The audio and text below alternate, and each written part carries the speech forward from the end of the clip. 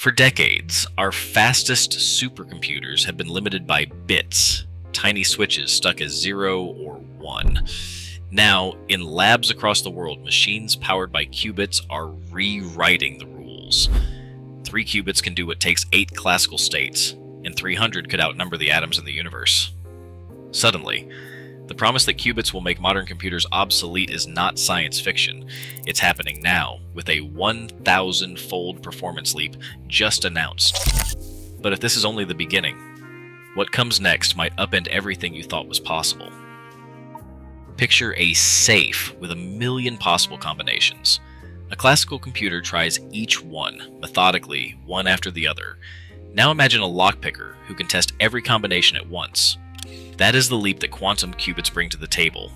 Classical bits are like tiny switches, either on or off, 0 or 1.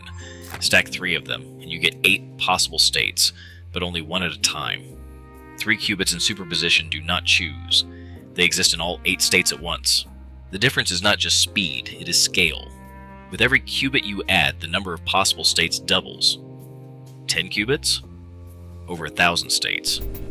20 qubits? More than 1,000,000. By the time you reach 300 qubits, the number of states is so huge it is more than the number of atoms in the observable universe. But this is not science fiction. Qubits do not just sit in a cloud of possibilities forever. When you measure them, their superposition collapses to a single outcome, like a spinning coin landing heads or tails. That is why quantum algorithms matter. They are designed to nudge the odds, amplifying the right answer so it stands out when the quantum haze clears. Dr. Rivera compares it to turning up the volume on the right song in a stadium packed with noise. The real magic is in harnessing that exponential parallelism, using quantum interference to make the right answer more likely to appear. Suddenly, problems that would stump classical computers for centuries become solvable in moments. This is the promise that is driving the race to build real, scalable quantum hardware. In 2025, the theory of quantum computing finally became something you could point to. A set of machines, not just equations on a chalkboard. In a quiet Princeton lab, Dr. Rivera and her team coaxed a superconducting qubit to remain coherent for more than 1 millisecond. That number may sound small, but in quantum terms, it is an eternity. 3 times longer than any previous record, and 15 times the industry norm.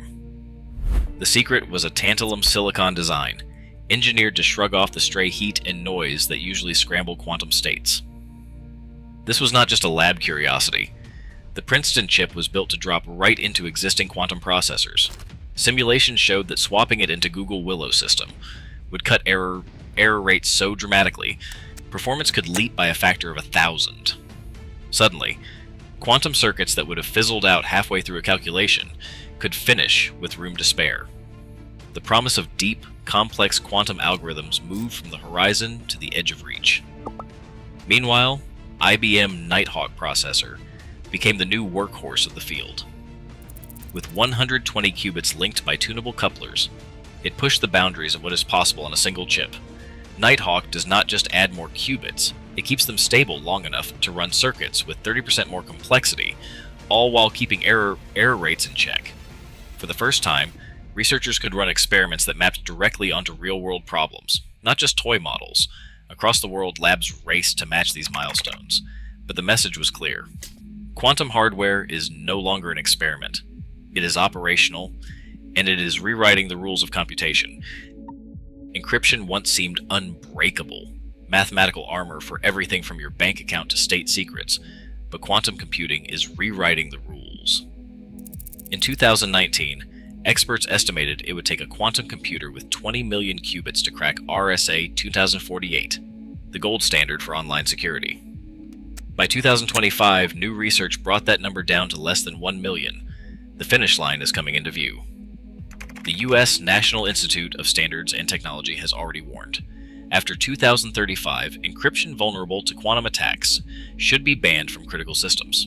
Security analyst Maya Patel puts it bluntly, anything encrypted today could be public tomorrow. Adversaries are already harvesting encrypted data, storing it for the day quantum machines can tear it open. Your secrets are only as safe as the slowest migration to new, quantum-resistant algorithms. The urgency is reflected in the numbers. In the first 9 months of 2025, quantum computing startups pulled in $3.77 billion in equity funding, almost triple the total for all of 2024. PsiQuantum, a company racing to build a 1 million qubit machine, now carries a $7 billion valuation. The race isn't just about building faster computers. It's about defending the digital world before the clock runs out. Quantum computing's greatest obstacle has always been fragility. Qubits demand conditions colder than outer space, just a few degrees above absolute zero, or minus 459 degrees Fahrenheit. Even the faintest vibration or stray electromagnetic wave can shatter their delicate quantum state in milliseconds. This fragility, known as decoherence, once threatened to keep quantum computers trapped in the lab, unable to scale for real-world use. For years, adding more qubits meant more errors, faster than any gain in computing power. It was a paradox. Every step toward larger machines made them less reliable. Then came 2025. Across the globe, research teams broke through the error correction barrier almost in unison.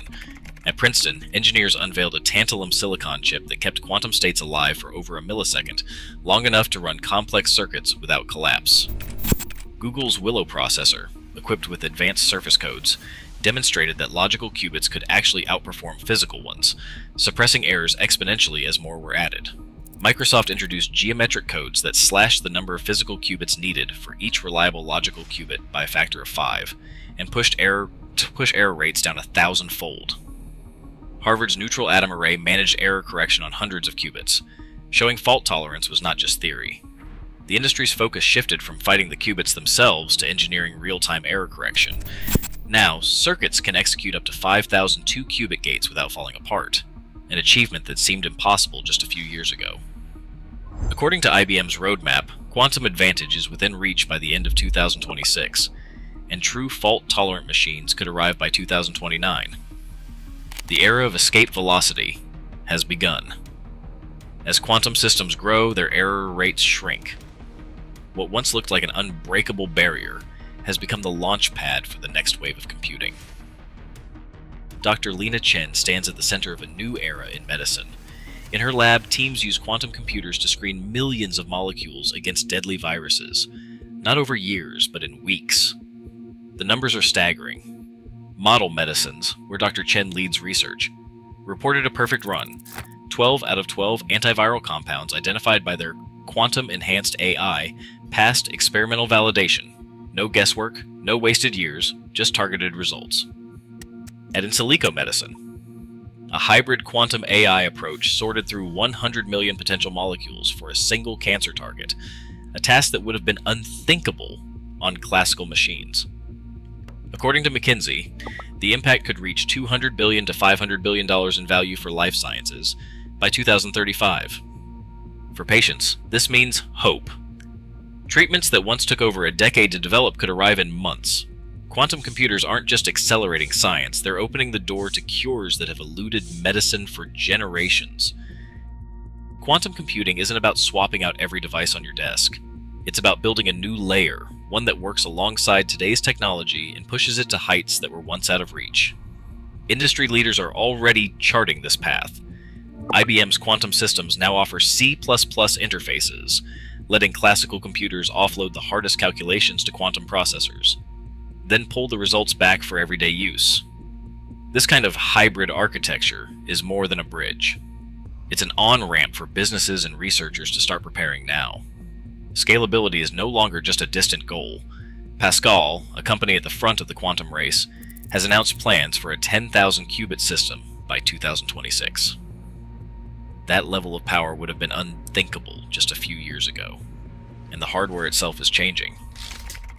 Researchers at Stanford have built quantum devices that run at room temperature, sidestepping the need for massive cooling systems. That unlocks new possibilities for deployment, making quantum technology practical for industries worldwide. By the 2030s, mainstream adoption is on the horizon. Financial firms, pharmaceutical companies, and national security agencies are already running pilot programs. The message is clear. The time to prepare is now, because the quantum classical partnership is poised to reshape the way the world computes. Quantum advantage is no longer a distant theory. It's a countdown. As investment triples and error correction shatters limits, every password in industry enters a new era of uncertainty. The world is already adapting. The real question is, are we moving fast enough to keep up with the quantum leap?